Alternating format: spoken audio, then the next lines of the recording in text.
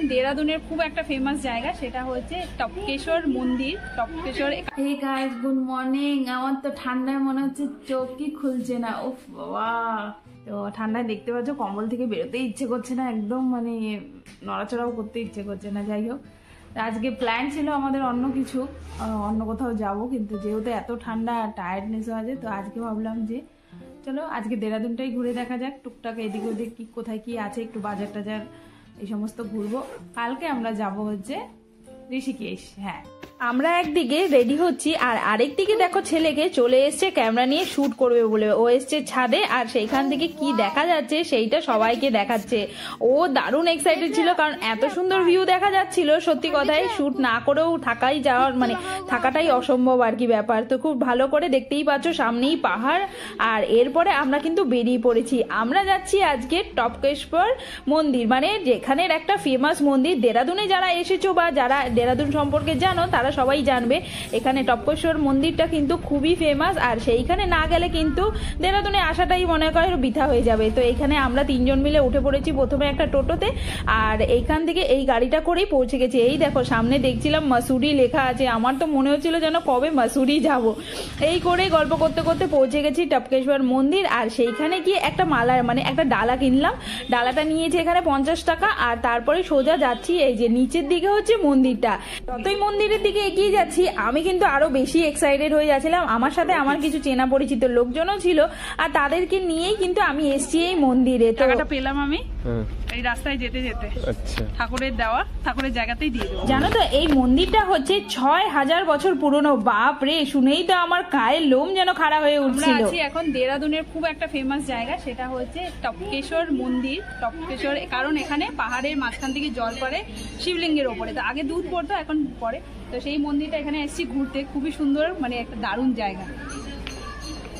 পাহাড়ের এক গুহার মধ্যে এই মন্দিরটা তৈরি হয়েছে। আর এই মন্দিরের ভিতরে যে শিবলিঙ্গটা আছে তার উপরে পাহাড় থেকে সব সময় টপ টপ করে জল পড়ে, তাই এই মন্দিরের নাম হচ্ছে টপকেশ্বর। আর এর পিছনে ছিল কিন্তু আরেকটা গল্প, যেটা আমি শুনেছি আর কি, যে গুরু যে দ্রোণাচার্য ছিল, যিনি কিনা কৌরব আর পাণ্ডবদের শিক্ষাগুরু, তিনি তার ছেলে আর বউকে নিয়ে এখানে থাকতেন। ওনার ছেলের নাম ছিল অশ্বত্থামা, আর তাকে খাওয়ানোর জন্য কোনোভাবেই তিনি দুধ জোগাড় করতে পারছিলেন না। এমন সময় ভগবান শিবকে যখন আরাধনা করেন, ভগবান শিব তখন এই পাহাড়ের থ্রুতে মানে পাহাড়ের মধ্যে দিয়ে দুধ বা সেই বাচ্চাকে খাওয়ানোর চেষ্টা করে। মানে সে তবে থেকেই এই পাহাড়ের থেকে টপ টপ করে নাকি দুধ পড়তো। আগে কিন্তু পড়তো, এখন অবশ্য জলই পড়ে। সামনেই ছিল কিন্তু এই যে আমাদের দেখছো শনি মহারাজের মন্দির, আর সেইটাকে পার করেই যেতে হবে আমাদের মন্দিরের ভিতরে। বাইরে হচ্ছিল একটা বিয়ে, এটা কিন্তু পাহাড়ি লোকজন ছিল, তাদের বিয়ে হচ্ছিল, সেটা দেখে নিয়ে আমরা কিন্তু মন্দিরে ঢুকছি। আর এই হচ্ছে মন্দিরের ভেতরটা কিন্তু দারুণ সুন্দর। আর সত্যি কথা গেলে পরে কিন্তু মনটা বলে না একদম স্থির হয়ে যায়। আমি ভাবছিলাম ভেতরে গিয়ে হয়তো মানে ভয় লাগবে না কি হবে, কিন্তু না। এই যে দেখছো শিবলিঙ্গ, এই শিবলিঙ্গর মাথায় সারাক্ষণ এই যে পাহাড়ের ওপর থেকে টপ টপ করে কিন্তু জল পড়তেই থাকে। তো আমি যে পুজোর সামগ্রী নিয়ে এসেছিলাম সেগুলো দিয়ে সেখানে পুজো দিয়ে দিয়েছি। আর এইখানে দেখছো কত লোকে আসে পুজো দিতে। তারপরে এই যে এখানে ইনি হচ্ছে পণ্ডিত মশাই, এইখানে ইনি সবাইকে এরকম ভাবে টিকা লাগিয়ে দেন। পাহাড়ের ওপরটা মানে পাহাড়ের গুফার ভেতরে এরকম একটা জায়গা, মানে ভাবলেই কিন্তু গায়ে এক ধরনের কাটাই দেয়। আমি কোনো দিনও ভাবতে পারিনি এরকম একটা জায়গায় এইভাবে যেতে পারবো। যাই হোক, যখন এসছি, যখন এই যে নদীটা দেখতে পাচ্ছ, এই যে পাশ দিয়ে নদী, মানে নদীর মতন আর কি জল বয়ে যাচ্ছে, এটা কিন্তু টন নদী আর কি। এটা যমুনা নদীরই একটা অংশ। নদীর জলটা এত ঠান্ডা ছিল মনে হচ্ছিল যেন বরফের জলে পা রাখছি। আর যেটা বলছিলাম 2022 সালে যখন নাকি এই যে মেঘ ভাঙা বর্ষা হয়েছিল এই যে দেরাদুনে, তখন কিন্তু এই টপকেশ্বর মন্দিরের পুরো ভেতরে জল ঢুকে গিয়েছিল। ভাবো কি কত জল হয়েছিল, মানে এত উঁচু মন্দির, তার মধ্যে যদি এইভাবে জল ঢুকে যায় তাহলে কত ওপরে মানে জলের সেই লেভেল হতে পারে। সেটা তো যাই হোক পুরনো হয়ে গেছে, এখন কিন্তু সবই ঠিকঠাক। আর জায়গাটার কোনো কথাই হবে না, এত সুন্দর একটা জায়গা আর এত সুন্দর জল। এই জলটার মধ্যে গরমকালে কিন্তু হাঁটতে দারুণ লাগে, তবে ঠান্ডার জন্য একটু বেশি ঠান্ডা হয়ে গেছে জলটা। তবে কি আমারও তো মন মানছে না আর কি। এই দেখো আরেকজন কিন্তু ছপার শুরু করেই দিয়েছে, আমিও আর থাকতে পারলাম না, আমিও নেমে গেছি জলের মধ্যে। জল দেখলেই না মনটা কেমন আনচান করে, কখন নামবো আর কখন নামবো। পাহাড়ের এই দৃশ্যগুলো দেখতেও কিন্তু দারুণ লাগছিল। দেখো কত সুন্দর ঝোপঝাড়ের মাঝখানে এত সুন্দর একটা নদী চলে যাচ্ছে, আর তার পাশেই আবার এত সুন্দর একটা মন্দির। ছেলে কিন্তু দারুণ এনজয় করেছে, কারণ ও কখনো এরকম টাইপের জিনিস দেখেনি, মানে এত সুন্দর জায়গা দেখেনি, তাই এসে ওর তো সব থেকে বেশি ভালো লাগছে। ব্যাস, তাই এই জলের মধ্যে দিয়ে আমি হাঁটাহাঁটি করছি, আর আমার সাথে সাথে এইখানে দেখতে পাবে এই দেখো দুজন মিলে দারুণ ফটোগ্রাফি করছে। আর এই যে ফটোগুলো তুলছিল, দুঃখবশত এই ফটোগুলো কিন্তু আমার কাছে এখন নেই, মানে ভিডিওটা নেই, নয়তো ওই ভিডিওটা থাকলে আরো বেশি ভালো লাগতো তোমাদেরকে দেখাতে। এই যে দেখছো এইখানে বানর মহারাজ দেখতে পাচ্ছ ওই মন্দিরের ওপরে, ও কিন্তু খেলছে আর কি নিজের মতো করে। আমরা এখান থেকে বেরিয়ে যাচ্ছি, এর পাশেই আছে আরেকটা মন্দির, মানে ওই পাশে, পাহাড়ের এই পাশ আর ওই পাশ। পাহাড়ের এই পাশে হচ্ছে মহাদেবের মন্দির, আর পাহাড়ের ওই পাশে হচ্ছে বৈষ্ণো মাতার মন্দির। তার মাঝখানে এই যে দেখতে পাচ্ছ আমাদের বজরংবলী, মানে বজরংবলীর এত বড় মূর্তি। এটা যে কত ফিট হবে আমি সেটা এখন বলতে পারছি না, তবে আমার মনে হয় 30-40 ফিট তো হবেই আরামসে আর কি। তো এত বড় মূর্তি দেখতে দারুণ লাগলো। আর এই যে দেখছো সুন্দর একটা শঙ্কর ভগবান, মানে আমাদের শিবজির আর কি এত সুন্দর মূর্তি, সেটাও দেখে দারুণ। কিন্তু চারিদিকে এত মন্দির আর এত ঠাকুর দেবতা ছিল, প্রত্যেকটা মন্দিরের কিন্তু আলাদা আলাদা রকম, আর খুব ভালো লাগছিল দেখতে। সামনেই ছিল মা ভদ্রকালীর আরেকটা মন্দির, সেইখানে নিয়ে যাব তোমাদেরকে। তার আগে দেখো এই যে দেখতে পাচ্ছ এখানে সুন্দর করে কিন্তু আমাদের মানে যে আর কি কৃষ্ণ কানাইয়া, যাকে আমরা বলি কৃষ্ণ ভগবান, তারও একটা আদলে মূর্তি বানানো ছিল। এখানে এই কালী মন্দিরটাকে পার করে সুন্দর একটা দৃশ্য দেখতে দেখতে চলে এসেছি পাহাড়ের এই পারে, মানে ওই পারে ছিল হচ্ছে মহাদেবের মন্দির, এই পারে হচ্ছে মাতা বৈষ্ণো দেবীর মন্দির। তো এই যে ঝোপঝাড়ের মাঝখানে এরকম একটা জায়গা দেখে কিন্তু পিকনিক স্পট মনে হচ্ছে, বলো? যেরকম আমি না আগে শিলিগুড়ি থেকে যখন পিকনিকে যেতাম, এরকম জায়গা পেলে কি ভালো লাগতো পিকনিক করতে। যাই হোক, এটা কিন্তু অবশ্য মন্দির। এই যে দেখতে পাচ্ছ এইখানে এই ওই যে গোবর্ধন বলে না, যেখানে নাকি কৃষ্ণ ভগবান হাতের উপরে পাহাড় তুলে নিয়েছিল, ঠিক সেই যে মানে সেই আদলেই এইখানে এরকম করে বানানো আছে, মূর্তি বানানো আছে। আর দেখে কিন্তু সেরকমই মনে হচ্ছিল যেরকম এক আঙুলে পুরো পাহাড়টাকে তুলে নিয়েছে কৃষ্ণ ভগবান। যাই হোক, তারপরে এই যে আমাদের দেখতেই পাচ্ছ গণেশ ভগবান, তারপরে চলে এসেছি এই যে আরেকটা মন্দিরে। এটা হচ্ছে মেন মন্দির, এখানে হচ্ছে অনেক রকমেরই মূর্তি ছিল। আমি তো এইদিকে ঠাকুর দেবতা দেখতে ব্যস্ত, তবে ছেলে কিন্তু ছেলের কাজে ব্যস্ত, ওর খেলাধুলা থাকতেই হবে সব জায়গাতে। আর প্রত্যেকটা জিনিস দেখতে দেখতে এইখানে চলে এসেছি। এই যে দেখতে পাচ্ছ এটা হচ্ছে এন্ট্রেন্স, এটা মাতা বৈষ্ণো দেবীর গুফা, মানে এইখান দিয়ে গেলে পরে মন্দিরটাকে পাবো। এর ভেতরে ঢুকতে গিয়ে আমার যা অবস্থা, প্রায় আমি আটকেই যাচ্ছিলাম আর কি।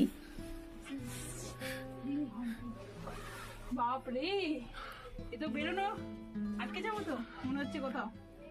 আরে বাপরে,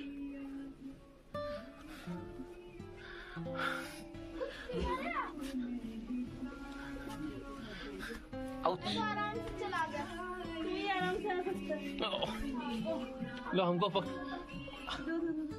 কোনোভাবে এপাশ ওপাশ হয়ে চলে এসেছি মন্দিরের এইখানে। আর এইখানের মূর্তি দেখেও কিন্তু দারুণ লাগলো। বৈষ্ণো দেবী আমি কোনোদিনই যাইনি, তবে সেই আদলে বানানো এই মানে মন্দিরটা দেখে আমার কিন্তু খুব ভালো লাগলো।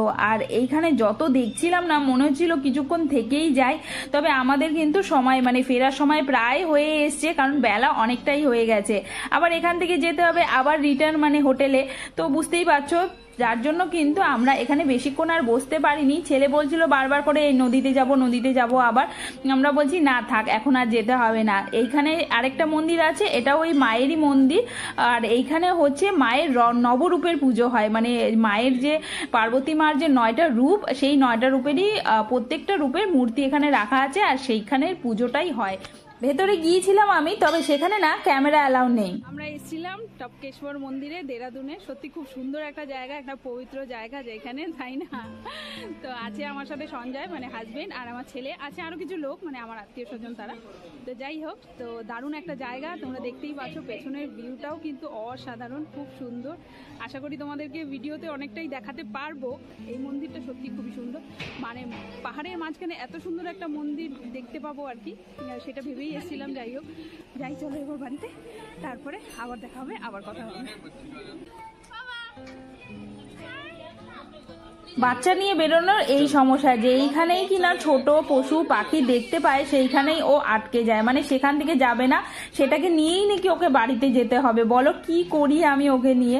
যাই হোক, সেখান থেকে কোনোভাবে মানিয়ে গুছিয়ে যাচ্ছি আর কি। আর এইখানে কিন্তু অলরেডি আগুন তাপানো শুরু হয়ে গেছে, কারণ বিকেল হয়ে যাচ্ছে, ঠান্ডা আস্তে আস্তে বাড়বে তো। আর সেইখানে কিন্তু ঝোপ ঝাড়ের থেকে বেরিয়ে এসেছি বাইরে।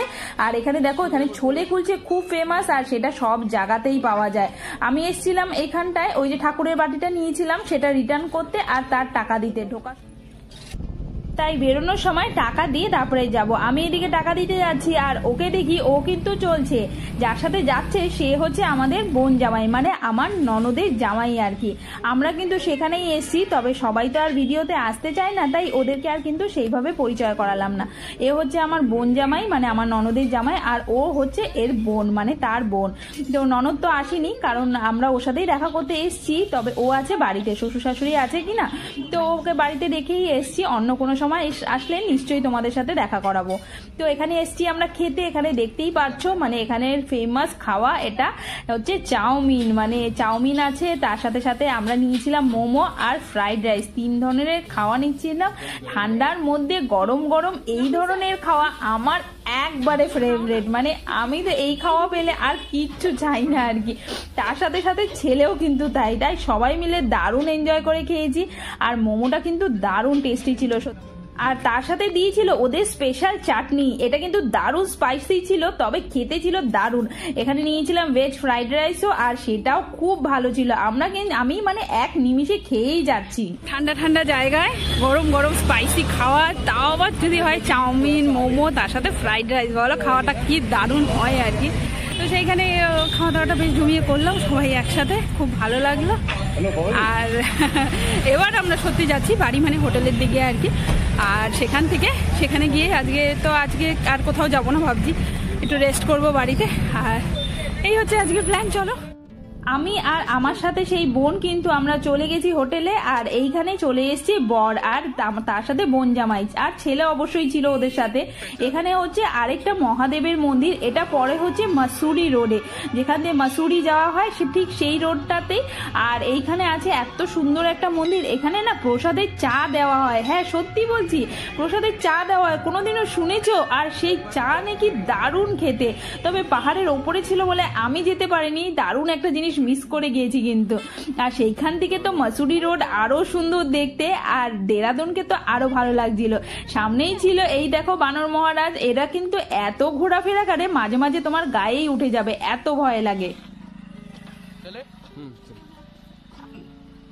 আর সন্ধে নেমে গেছে, চলে এসেছি আমি বাড়িতে। আর এটা হচ্ছে আমার বোনের বাড়ি, সেইখানেই সবার সাথে গল্প গুজব করছিলাম। আর সবার সাথে গল্প করতে করতে বেশ জমিয়ে চাও খেয়েছি।